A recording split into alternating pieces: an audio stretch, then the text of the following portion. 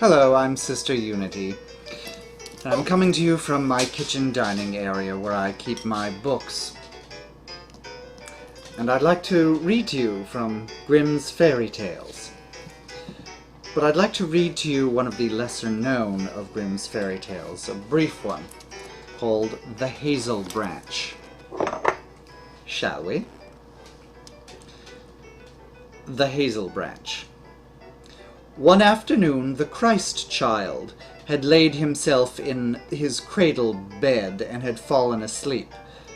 You've heard of the Christ child. It is referring, of course, to Jesus Christ, a small child living in what was later Palestine. Apparently he's old enough to climb into his cradle bed. I don't think it's a creche anymore. The animals probably needed their dinner, so he had to get off of it. So he's in a cradle bed, probably later when his father was a carpenter. Do we know what town he was? Nazareth. Wasn't he a carpenter in Nazareth? Building Nazareries. Then his mother came to him and looked at him full of gladness, and said, "Hast thou laid thyself down to sleep, my child? Sleep sweetly, and in the meantime I will go into the wood, and fetch thee a handful of strawberries, for I know that thou wilt be pleased with them when thou awakest." What we can glean from this is, of course, that the Virgin Mary was associated with Shakespeare, and in fact studied English with him in school. Also, it is clear that there was some sort of global warming around the time of Christ 2,000 years ago, because apparently Israel or Palestine, they switched off over the years, was forested and moist and cool enough to grow strawberries. I'm not sure they can grow them now without intense irrigation. And I'm not sure at the time of, what would this be, let's just say 4 or 5 AD, that they had as rigorous irrigation as is necessary for strawberries. So clearly it was some sort of global warming. In the wood outside she found a spot with the most beautiful strawberries, but as she was stooping down to gather one, an adder sprang up out of the grass. "Surprise! I'm an adder! Hiss!" Adder is, of course, a snake. She was alarmed, left the strawberries where they were, and hastened away.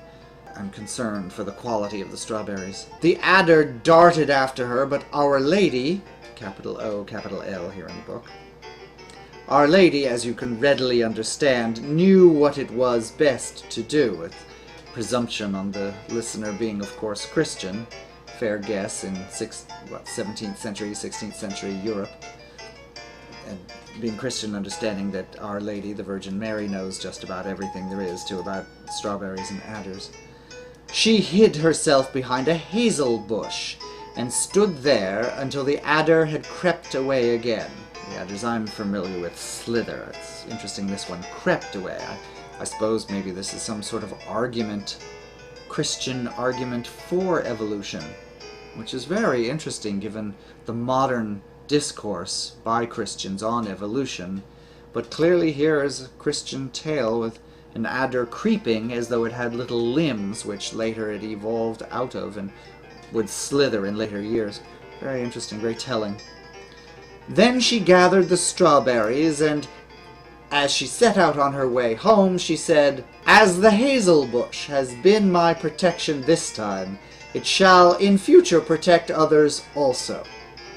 Therefore, from the most remote times, a green hazel branch has been the safest protection against adders, snakes, and everything else which creeps on the earth."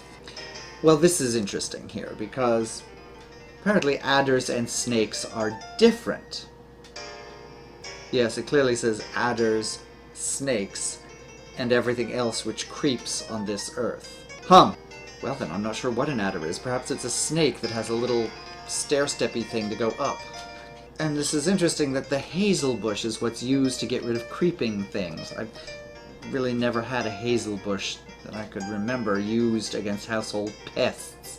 But I think that perhaps it's time to have some sort of hazel cart in the produce section at Kroger's or Piggly Wiggly. For those of you in Europe, those are supermarkets here in America. So, we know that Jesus likes to eat strawberries. We know that the Virgin Mary is a herpetologist. That means she likes to study snakes and adders, not that she is breaking out in cold sores every time she has sex.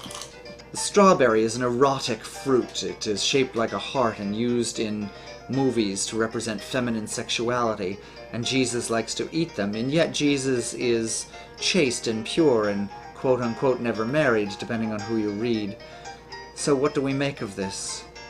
That erotic love is eaten by the Savior, enjoyed by the Savior. The symbol of erotic love is pleasurable and desirable and will make glad the Savior. I'm not a Christian myself, but if you ask me, it's a clear sign from medieval or Renaissance Europe that the Christ is viewed as welcoming even this side of life, erotic love.